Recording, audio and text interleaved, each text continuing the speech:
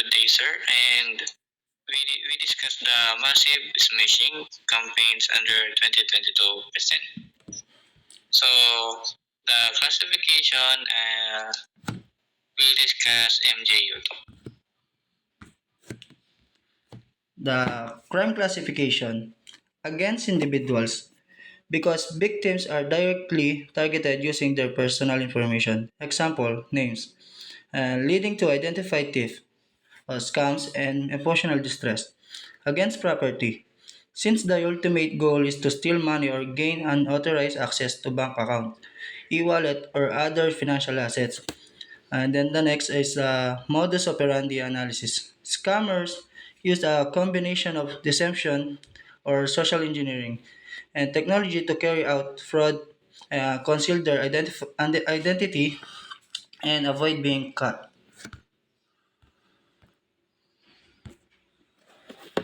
So dito sa modus operandi analysis, gumagamit sila ng tunay nilang pangalan na para ma-accomplish nila yung kanilang plano sa biktima or user. Then dito gumagamit din sila ng mga tulad ng scatter, ganon.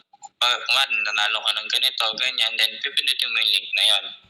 So, para naman din hindi sila mahuli, so gumagamit sila ng hindi registered na SIM, then gumagawa din sila ng temporary website or fake website.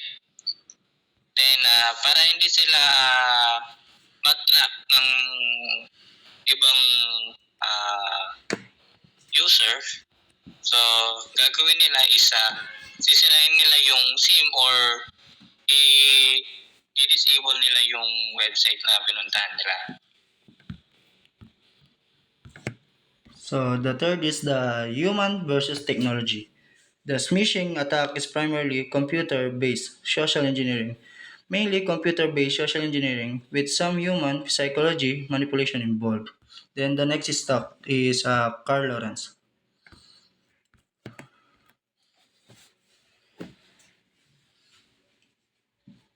So next, the Philippine Path Legal.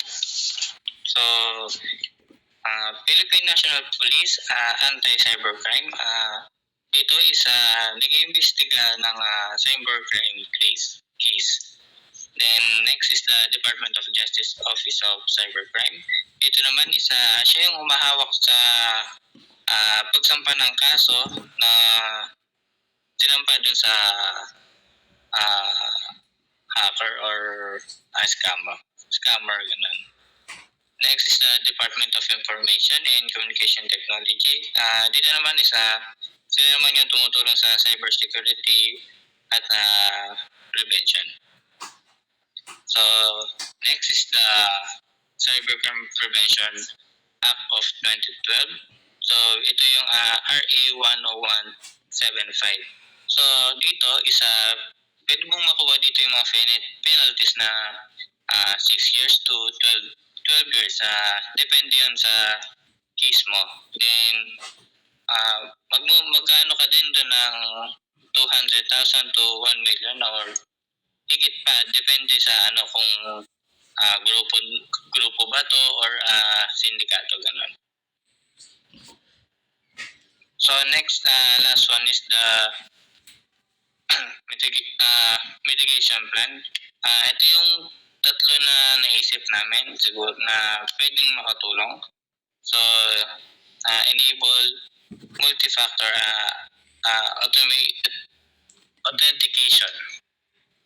So, dito is gagamit ka ng OTP or biometric verification sa mga siguro dito banking or e-wallet. Then next is avoid clicking suspicious link. So dito is wag ka basta-basta magli-link or nag-curious ka ganon.